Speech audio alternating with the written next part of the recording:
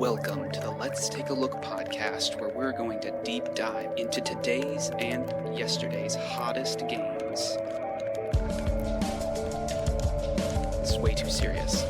Give me a second. Okay, that sounds better.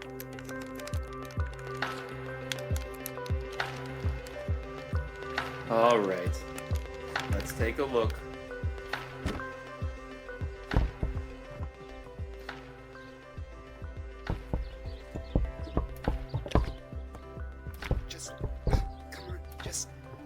Jesus, come on, work with me here. Are you? Oh, Jesus Christ. Screw it. Hello and welcome back. I've got a very special episode in store for you all today. It's my birthday episode, and in honor of that great day, I've decided, all on my own, that we'll be doing a deep dive into my all-time favorite game. It has flaws, but I won't be talking about those, 'cause I don't care. I'm going to be going gushing grannies over this game for about the next 20 minutes, so if you can't handle that, move on. Please don't move on, please stay. I promise. I'll talk about the flaws. To start us off, I'll give you a few seconds to guess what game I'm talking about. I don't think you'll get it.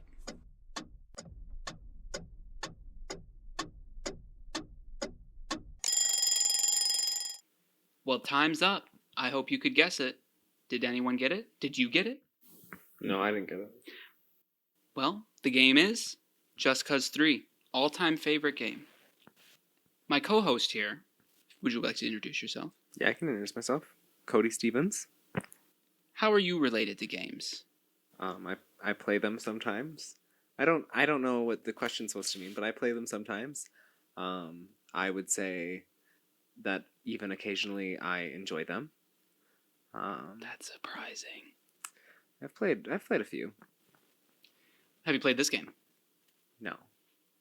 Well, I would say I've played 5 minutes of the game. Well, then I will give you a crash course on Just Cause 3.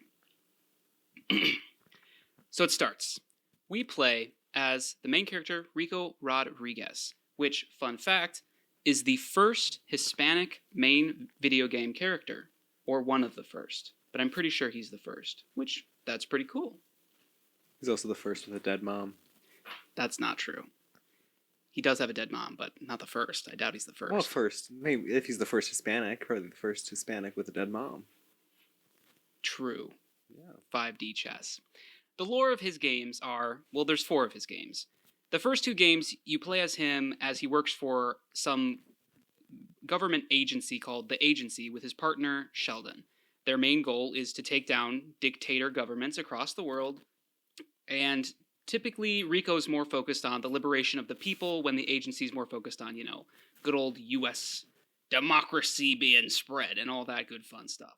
But in the third game, it changes up a bit. The story changes a little. He no longer works for the agency after having a pretty rough falling out, and instead returns to the country called Medici, which is fictional, and is in the Mediterranean, where his mother was born. When he arrives there, he realizes that the country's been under control of some evil general guy called Sebastiano di Ravello. Sebastiano is responsible for something called the Night of the Bonfires, where he completely killed a bunch of people that lived in the north so that he could mine the country for this rare mineral called bavarium, which he wants to use to create super bad, terrible, evil weapons. Did he burn them? Yes. I'm guessing in their houses. Yes. Okay. The north part of the map is littered with burned up cities. Yeah, that would make more sense. I just figured maybe he would go in there and just... I doubt he did any of it. Well, maybe you like to take pride in your work. Maybe. I doubt he did, though. In the entire video game, he only shows up in 5 different cutscenes. In almost every cutscene, he's eating olives and meat.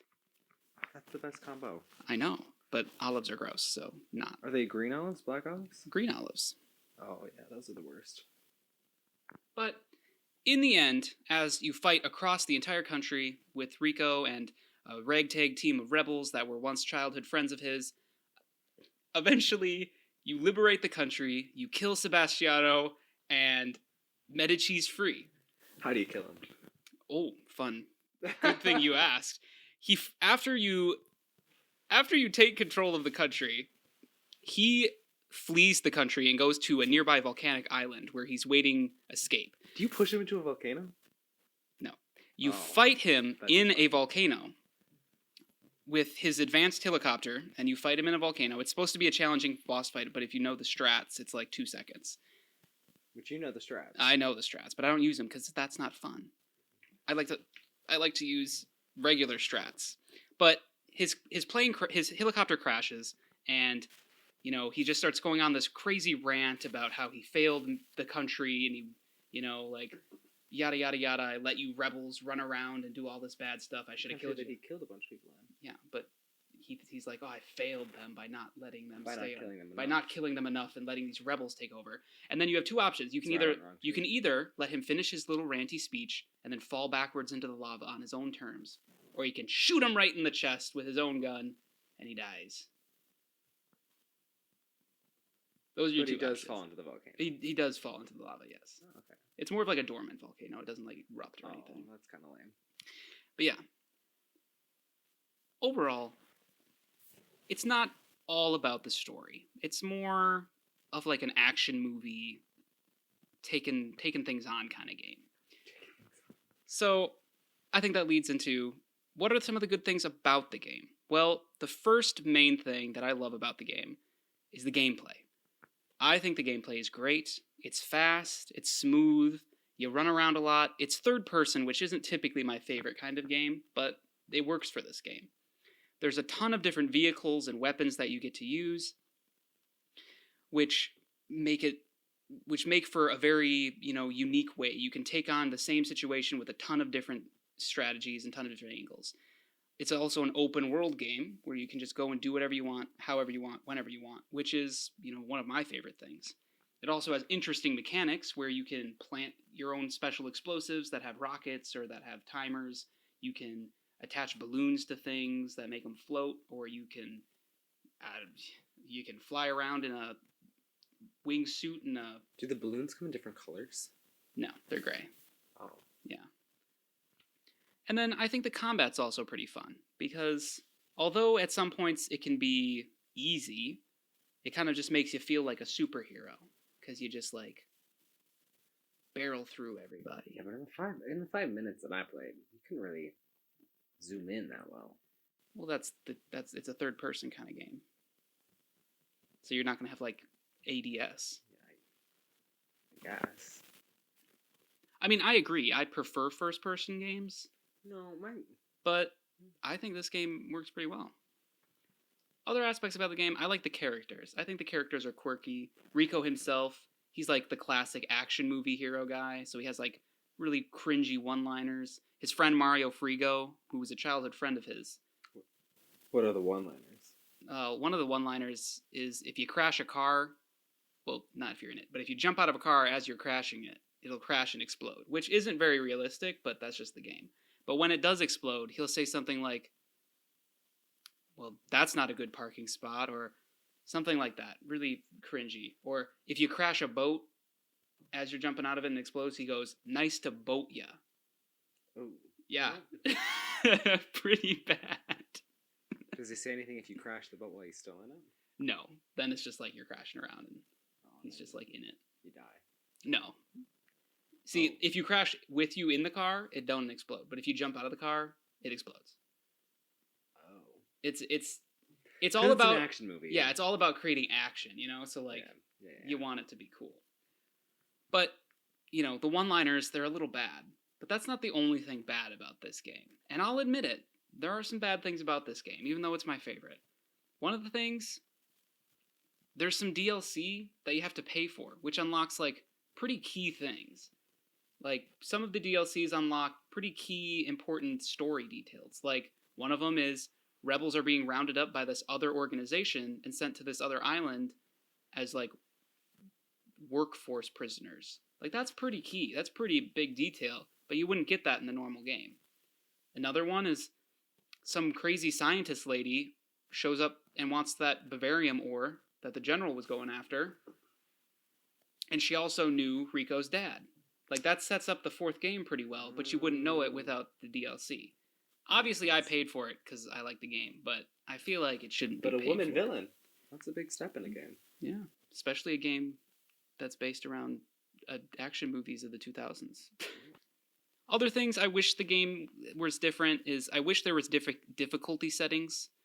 As of, like, just plain old game, it's all one difficulty. There are harder enemies and easier enemies, but once you've played it a few times, like, it gets a little easy. Or in your case, 2,000 hours. 2,000 hours worth, I will admit. I'm not ashamed. It's the best game ever. I would be.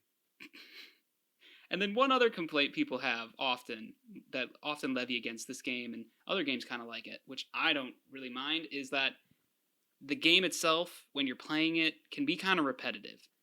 You go to this city, you tear down a statue, you blow up some speakers, you raise a flag. You blow up speakers? Well, because he has propaganda speakers. That's all it takes, is you blow up the propaganda, and then the people are like, well, oh, okay. yeah, we don't like it So that to much. liberate a city, you go in, you tear down any statues, you get rid of any propaganda speakers, you take down the corrupt police station that's there, and then Breach it. there's a few other handfuls of things, but it's like tear down billboards, stuff like that.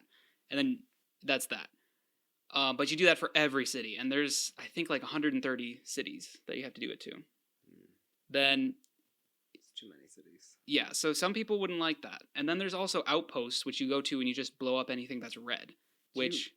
In order to beat the game, do you have to go through every city? Technically, no.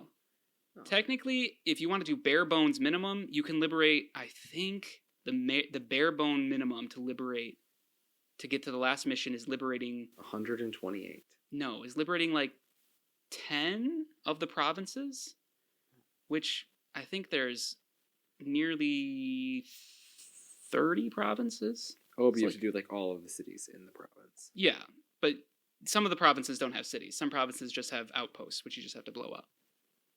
Oh. But it can get repetitive because all of them they look a lot the same. You have to do the same thing. I like it because then I can be like, well, I did this for the last one. I'm going to do this cool thing for this one, or et cetera, et cetera. Overall, I would say that my ranking would be S tier. 5 stars out of 5 stars. 10 out of 10 Rotten Tomatoes, 100%. Fresh. Certified. Like, out of 7. Out of 7? 7 out of 7. I love this game. Not like a 6.2. The flaws it does have, I don't mind. I think that they are okay with it. You love it for its flaws. I love it for its flaws and everything. That's love. Yeah, it's a great game. I wish I could say a bit, the same about the 4th game, but I can't. They tried to change too much. They took away some of the most unique aspects of the game. For a prime example, when you beat the entirety of Just Cause 3, you can go back to the game and you can do something that's called reoppressed fast traveling, which allows you to reset a single outpost or city to be occupied again. And then you can go in, blow it up, and, liberate it again. That sounds so fun. Ruining a whole city's livelihood and then killing people. Bad people. You're the one that killed that civilian. You shot him. The tourist. I remember. There's more than one. It was more than... And then there was the ally. And then there was the gas station. I thought it was a bad guy. To be fair.